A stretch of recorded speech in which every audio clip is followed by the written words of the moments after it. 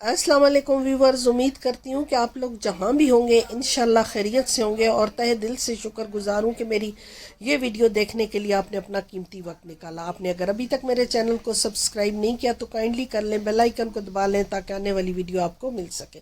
हमने अपने सफ़र का आगाज़ किया इस्लामाबाद एयरपोर्ट से रात के 12:30 बजे, क्योंकि हमारी फ़्लाइट इस्लामाबाद से वाया रियाद इस्तांबुल थी और 4:15 बजे इसे निकलना था। 4:15 बजे हमारी फ़्लाइट जो थी फ्लाई नास की एग्जैक्ट 4:15 बजे इस्लामाबाद से निकल आई थी और 4 घंटों में हम रियाद पहुंच गए थे। रियाद जो है ये इनका सऊदीया का शहर है और छोटा सा एयरपोर्ट था, साफ़ सुथरा एयरपोर्ट था और कोई इतनी मुश्किल नहीं थी। फ्लाई नास से हमने अपने सफ़र का आगाज़ किया था और फ्लाई नास से ही हमने तुर्की तक पहुँचे।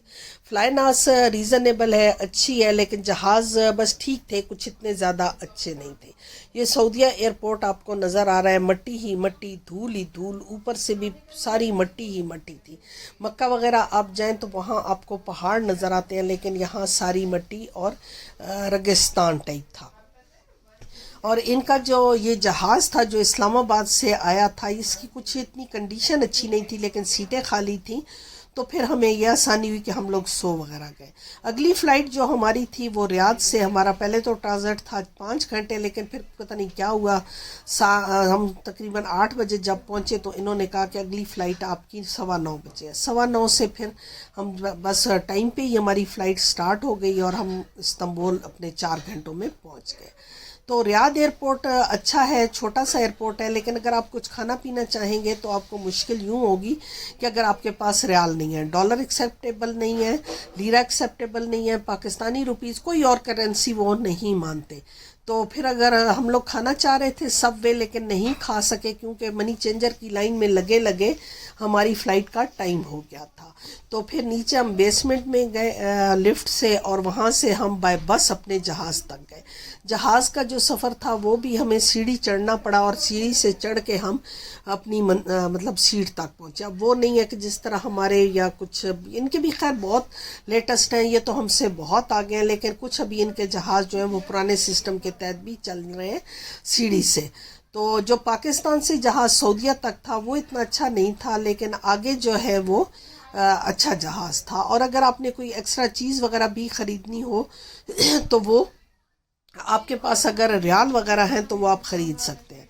शायद बाकी जगहों पे भी जिस मुल्क का जहाज़ होगा उसी की करेंसी एक्सेप्ट होती होगी। और ये सीढ़ी से अब हम ऊपर जा रहे हैं, जाना थोड़ा मुश्किल था क्योंकि हमारे हाथ में लगेज वगैरह बहुत ज़्यादा थे, सामान वगैरह ज़्यादा था, तो वो रेडी वाला सिस्टम नहीं था कि हम चला के जाएं। ये बसेस आपको नज़र आ रही हैं, इनमें पैसेंजर्स आ रहे हैं और ये अपने अपने उस पर पहुंच रहे हैं जहाज़ों तक। ये देखें जहाज़ आपको मैं दिखा रही हूँ, बस ठीक ही है, जहाज़ कुछ इतना अच्छा नहीं है लेकिन ठीक है।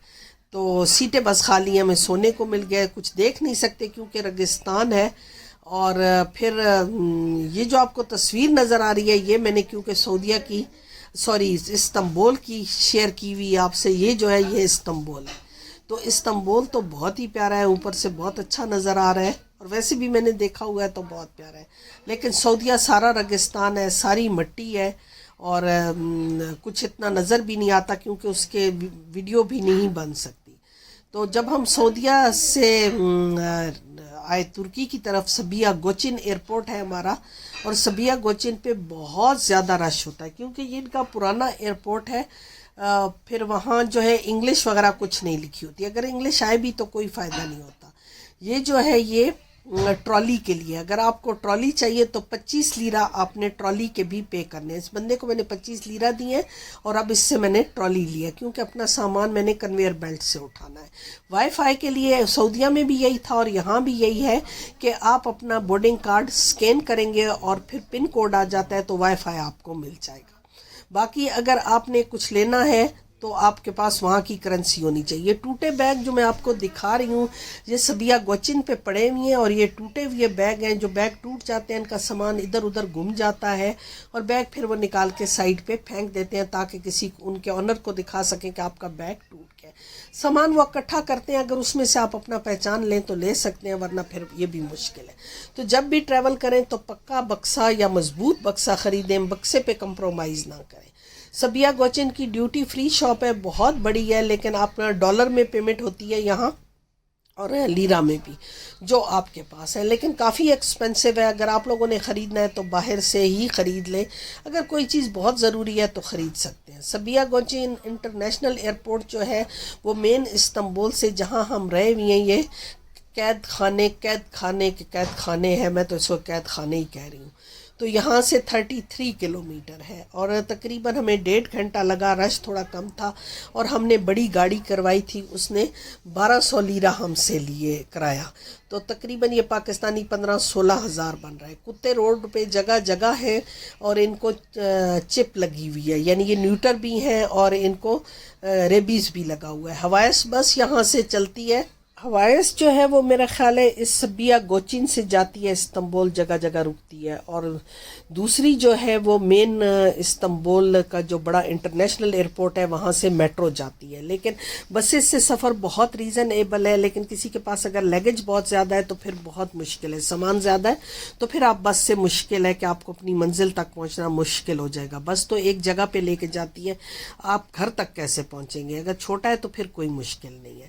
ہاں، ایئرپورٹ پہ آ کے جگہ جگہ وہ لگے ہوئے ہیں اسکینر، وہاں سے آپ اپنا بورڈنگ کارڈ اسکین کر کے تو آپ اپنا جو ہے نا وائی فائی کا کوڈ لے سکتے ہیں، تو اس سے آسانی ہو جائے گی۔ اور دوسرا ٹرالی لے لیں، ٹرالی بھی بہت ضروری ہے، اگر آپ ٹرالی نہیں لیں گے تو پھر بھی مشکل ہے، اگر 3-4 بکسے ہیں تو ٹرالی آپ کو پیسوں سے مل جاتی ہے۔ کچھ چیزیں ہیں، کچھ پہلے سے لیرہ بنوا کے لے آئیں یا وہاں کی کرنسی۔ اس کے ساتھ مجھے اجازت دیں، اگلی ویڈیو تک اللہ حافظ۔